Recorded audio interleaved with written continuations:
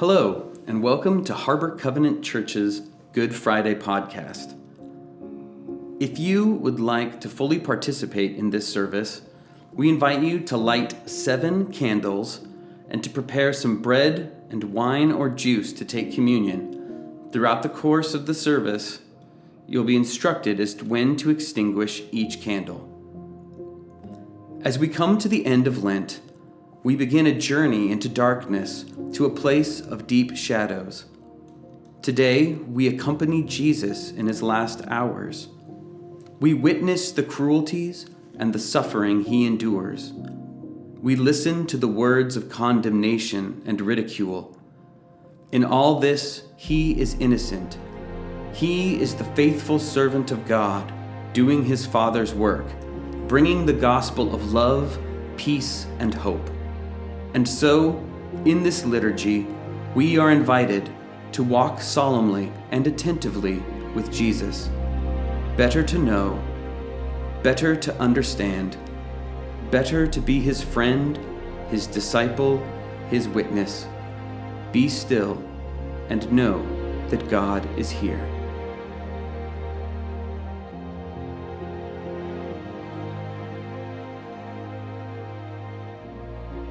On the first day of the festival of unleavened bread, the disciples came to Jesus and asked, "Where do you want us to make preparations for you to eat the Passover?" He replied, "Go into the city to a certain man and tell him, 'The teacher says, my appointed time is near. I am going to celebrate the Passover with my disciples at your house.'" So the disciples did as Jesus had directed them and prepared the Passover. When evening came, Jesus was reclining at the table with the 12. And while they were eating, he said, "Truly, I tell you, one of you will betray me." They were very sad and began to say to him one after the other, "Surely you don't mean me, Lord?" Jesus replied, "The one who has dipped his hand into the bowl with me will betray me. The Son of Man will go just as it is written about him. But woe to that man who betrays the Son of Man. It would be better for him if he had not been born." Then Judas, the one who would betray him, said, "Surely you don't mean me, Rabbi?" Jesus answered, "You have said so." While they were eating, Jesus took bread, and when he had given thanks, he broke it and gave it to his disciples, saying, "Take and eat. This is my body." Then he took a cup, and when he had given thanks, he gave it to them, saying, "Drink from it, all of you. This is my blood of the covenant, which is poured out for many for the forgiveness of sins. I tell you, I will not drink from this fruit of the vine from now on until that day when I drink it new with you in my Father's kingdom." At this time, you may take communion and extinguish the first candle. Feel free to press pause if you need to. Then Jesus went with his disciples to a place called Gethsemane, and he said to them, "Sit here while I go over there and pray." He took Peter and the 2 sons of Zebedee along with him, and he began to be sorrowful and troubled. Then he said to them, "My soul is overwhelmed with sorrow to the point of death. Stay here and keep watch with me." Going a little farther, he fell with his face to the ground and prayed, "My Father, if it is possible, may this cup be taken from me, yet not as I will, but as you will." Then he returned to his disciples and found them sleeping. "Couldn't you men keep watch with me for 1 hour?" he asked Peter.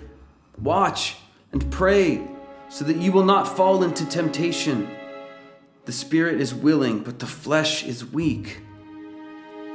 He went away a second time and prayed, "My Father, If it is not possible for this cup to be taken away unless I drink it, may your will be done."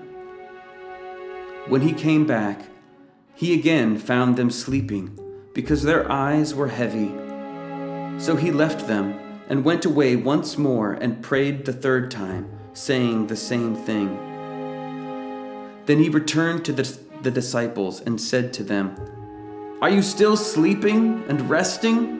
Look, the hour has come, and the Son of Man is delivered into the hands of sinners. Rise, let us go. Here comes my betrayer." And while he was still speaking, Judas, one of the 12, arrived. With him was a large crowd, armed with swords and clubs, sent from the chief priests and the elders of the people. Now the betrayer had arranged a signal with them. "The one I kiss is the man. Arrest him." Going at once to Jesus, Judas said, "Greetings, Rabbi," and kissed him. Jesus replied, "Do what you have come for, friend." Then the men stepped forward, seized Jesus, and arrested him. With that, one of Jesus' companions reached for his sword, drew it out, and struck the servant of the high priest, cutting off his ear. "Put your sword back in its place," Jesus said to him, "for all who draw the sword will die by the sword. Do you think I cannot call on my Father, and he will at once put at my disposal more than 12 legions of angels? But how then would the scriptures be fulfilled that say it must happen in this way?" In that hour, Jesus said to the crowd, "Am I leading a rebellion that you have come out with swords and clubs to capture me? Every day I sat in the temple courts teaching, and you did not arrest me. But this has all taken place so that the writings of the prophets may be fulfilled." Then all the disciples deserted him and fled. You may extinguish the second candle now. Very early in the morning, the chief priests with the elders, the teachers of the law, and the whole Sanhedrin made their plans. So they bound Jesus, led him away, and handed him over to Pilate. "Are you the king of the Jews?" asked Pilate. "You have said so," Jesus replied.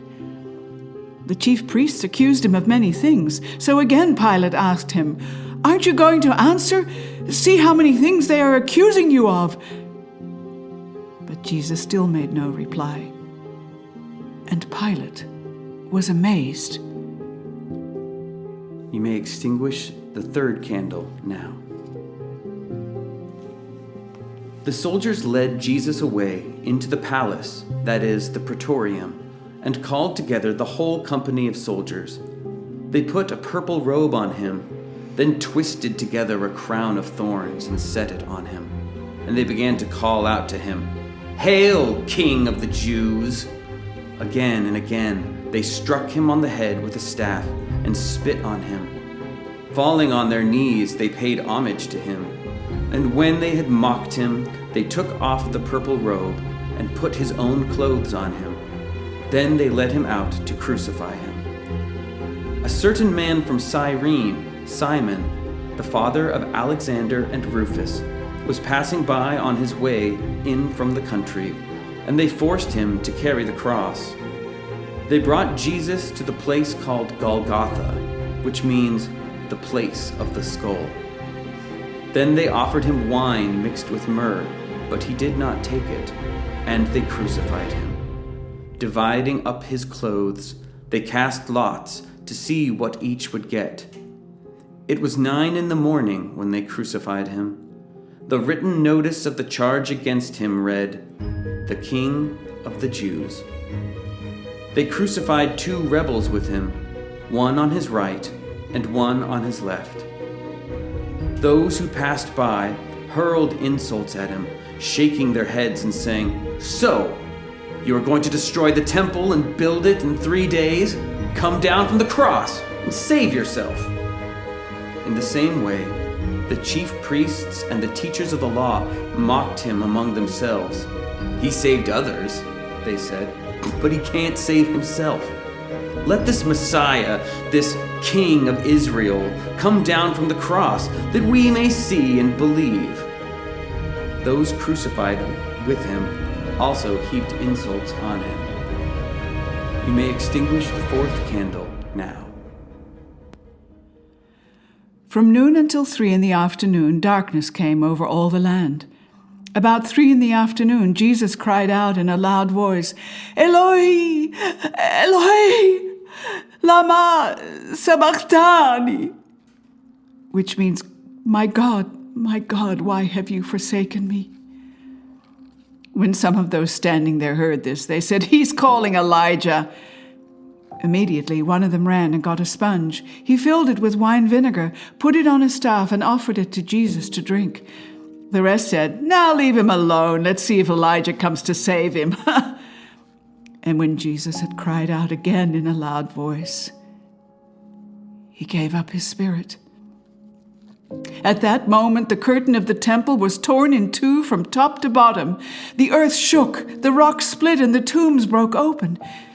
The bodies of many holy people who had died were raised to life. They came out of the tombs after Jesus' resurrection and went into the holy city and appeared to many people.